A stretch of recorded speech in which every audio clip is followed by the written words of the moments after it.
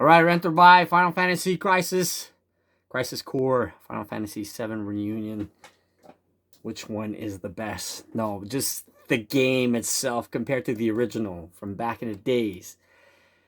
It aged well. Going back, I had to go back and play the original on my PSP, and I'm like, man, it was okay, but the controls are so much better in the newer version.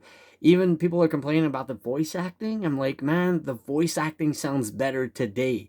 All the cutscenes are the same and everything. The music is the same. The narrator and all that. Like it's really cool how all the cutscenes are basically the same from the PSP. It's kind of cool. And it's beautiful, it sounds great, but it plays better in the future. So if you want to go back and play the original, I would pass. Even the controls on the original, you were stuck with one pressing LR all the time, and you would stuck with one row, one button to push X to do all your moves, and it was really annoying. Fighting system is so much better. So I would pass playing the original. If you're a big Final Fantasy 7 and you remember when you're playing Final Fantasy 7, even in the first one, those cutscenes, they made no sense. Like Final Fantasy 7, when you started and you saw Sephiroth in a burning village and you saw him ripping his mother off of the machine and all that, and I'm like, man, where did that came from? If you want to see the real origins, like Zack is the true hero, Cloud is nothing. That hurts when you say that, but the story is just so good, and you feel for Zack, and it's just amazing. And we're talking about this. I don't know how many years later when the first game came out. Can't remember. 2000, 2007?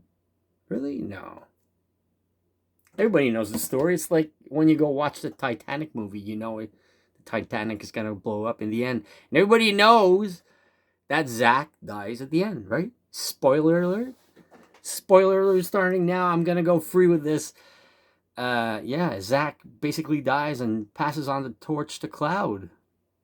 But Zack is like this ultimate force, and it's kind of sad the way the ending, man. I'm not gonna spoil it how he dies and everything, but you see it in all those flashbacks in Final Fantasy VII. You kind of know, but now you know, and man, it's just one of the best story. How Final Fantasy VII started. Still, I can't figure out why Shinra. Why did you had to? Zack should have lived, man. He's so much more charismatic than Cloud. So much more happier and everything. As I was saying, the voice acting is just it has more juice to it. The newer version, I think I like the voice acting more than from the past. But story wise, if you want to know how it started, don't miss out. This is a must buy, must own, and from start to finish, it's quite amazing. Don't expect the Final Fantasy. Expect more of a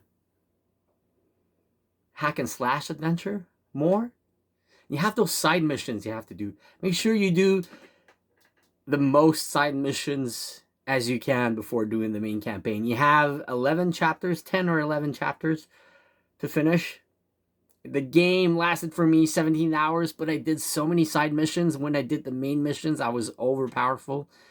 I did this one mission. I really loved it. It was Zack versus 1,000 Shinra soldiers, and it was just so much fun. And when you finish that, it's just so rewarding. Doing all the side mission is more rewarding than doing the main quest because you have this slot machine on top of the screen. The more side missions you do, the more stuff you unlock on your. It's hard to explain. It doesn't play like anything else and doesn't compare because you have that slot machine of power ups that always turns while you're fighting, and then it stops on different figures. Like if you say you unlocked Aerith, and you basically have her all three figures of her appears. Well, you have this super magical power of healing. Plus, all your magical power doesn't go down in your AP. I use AP more than magic in this game, and all that never goes down. So you're like an indestructible killing machine, and it's really fun. And other you unlock Materia fusion also later on in the game, like you fine tune your magic, like it doesn't compare. It doesn't have that in any other Final Fantasy. And you fine tune your magic and your power ups, and it's just so much fun. And hours of spending of fine tuning your magic powers is just really fun. Once you get the whole how to fuse your materia. I recorded everything. I must have died 100,000 times, but I left it as is and doing the missions. Like I said, some of them are super hard. When they're too hard, just keep on playing, and eventually your character will be tough enough to go through those missions. Just go back, do the ones you can do once you level up enough. But I gotta say, the more side missions you do, you're overpowered for the main story, but it's still fun. Like you battle Sephiroth and you're overpowered. You battle Genesis, you're overpowered, and that's it.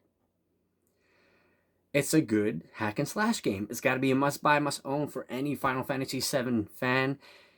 Like I said, if you want to say before what happened, epic story, epic ending. Man, what a game. What a game. I couldn't put it down. Do all those side missions. Sadly, I did 40% or 50% of all the side missions. There's so many to unlock. I want to go back and unlock them all and play them all because some of them are so challenging and really fun. The side missions are more fun, to me, more challenging than the main game. But you got the main story. There's a lot of cutscenes, a lot of explanation, a lot of Easter eggs. A lot of you understand how Aerith got her bow and stuff, like her selling flowers and all that. And Zag's got to be her first boyfriend or something. It's so sad. Go play it. Go play it. But yeah. And in comparison, PS5 to Nintendo Switch version, well, I'll be honest. I went back once I finished my PS5. I played for about 2 hours on my Nintendo Switch version. When you're docked, graphically it looks fine, but when you're docked, it's really choppy. The combat when you play on the PS5 is super smooth when you're docked, but handheld, honestly, I don't see that much of a difference. It's actually really good. But overall, the game looks good on both versions. But I'm just gonna say that the controls are basically the same, which is really awesome. But it's really choppy on the Switch. They could patch it up to make it a little bit more smoother, but honestly, I'd go for the PS5 version. Because, well, no. It's hard to choose because most of my gameplay I record to upload on this YouTube channel. And yeah, portable, it's really cool. Compared to to this, if you want to go back and play this, the graphics are not as good as, and the combat system is not as good.